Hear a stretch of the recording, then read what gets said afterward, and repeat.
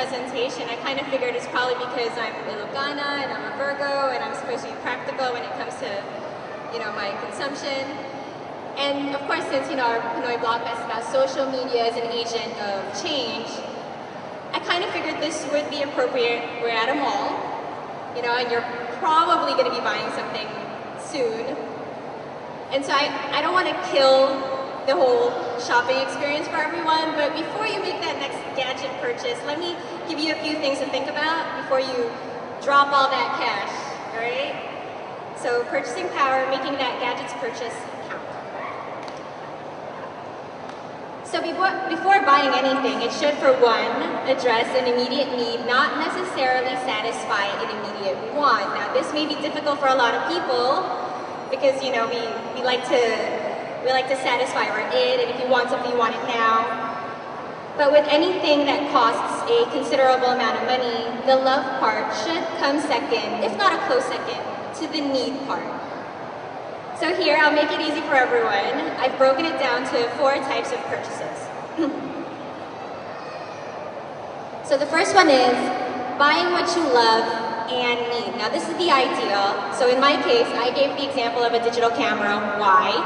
Because I love to go out, I love to take pictures of all my nights out, with the beauty function, really pretty photos of me and my friends. And just recently my camera got stolen, so I feel like this is something I need and would love at the moment.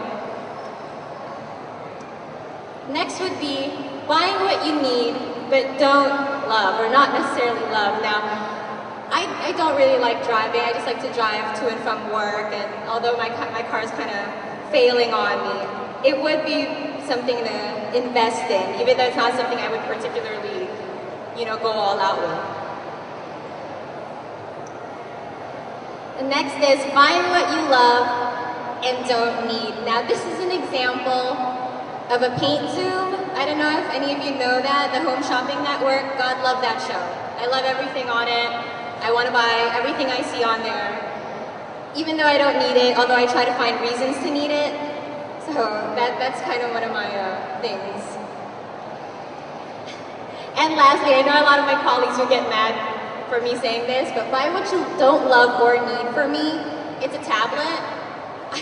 For me, I find it completely useless to my life.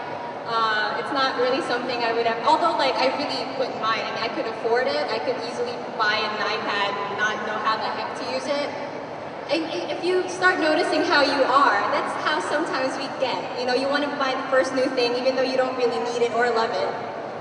So there. So ideally, your purchases should reflect on what you love and need. And when it comes to those pricey gadgets, value should be both intrinsic as well as extrinsic.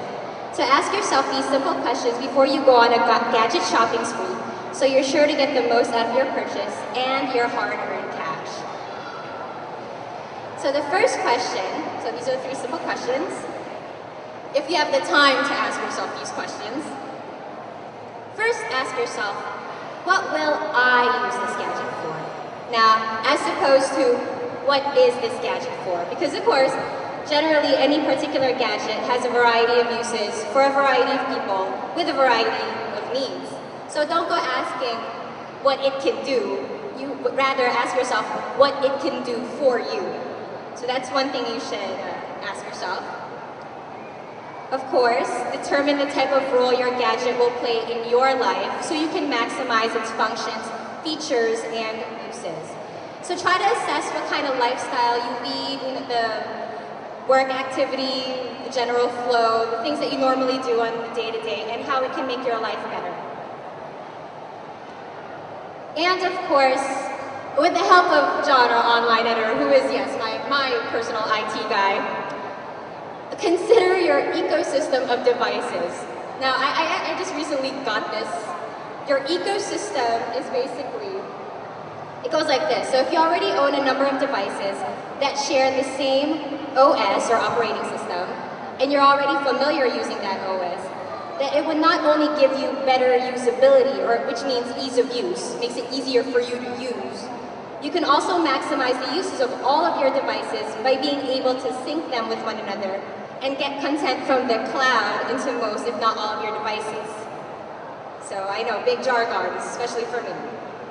But in this day and age, it's important that we get our information quick, and you can be able to use a number of devices to get that information, as well as to share information.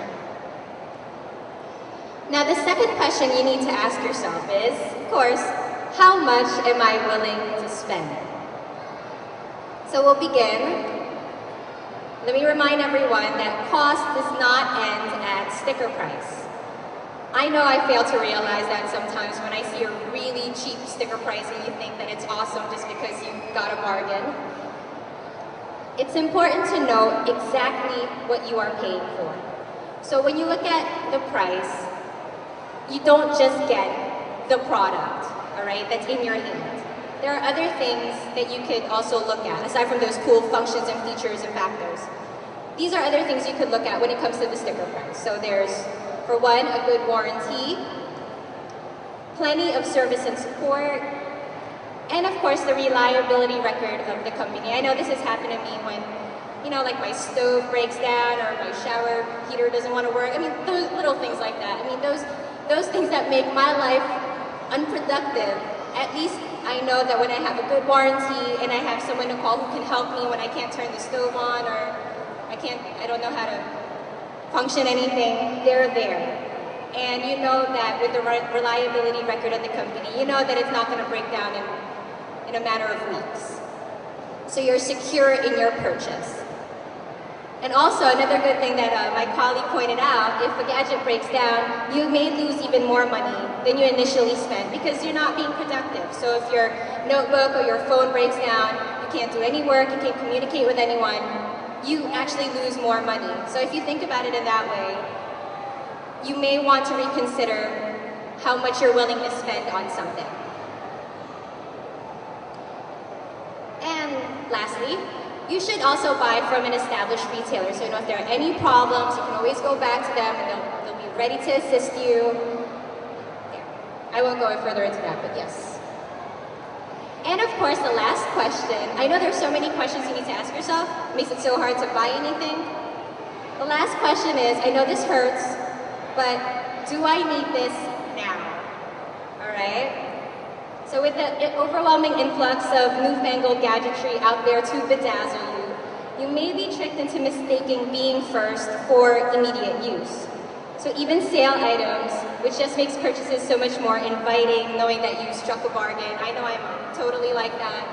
I'll buy anything on sale and try to rationalize that I need it and that I actually saved more money. So these are things you need to evaluate, especially when it comes to sale items. You ask yourself, would I buy this if it weren't on sale? And is this even on my gadget priorities? All right? So, I mean, just really stopping and asking yourself these things could actually save you a lot of heartache later on. Also, it's important to know when to buy your gadget. Now, I actually just learned this. See, I learned something new here at Gadgets Magazine. This is where a bit of research comes in. So, companies tend to come out with a hardware refresh every so often that you usually end up having the same price but with higher specs and features. So before you buy a gadget, yeah, you kind of have to go geeky and figure out when it came out, you know, just so you know that you're not buying something that's going to become old in a couple of weeks because they're going to have something newer and better.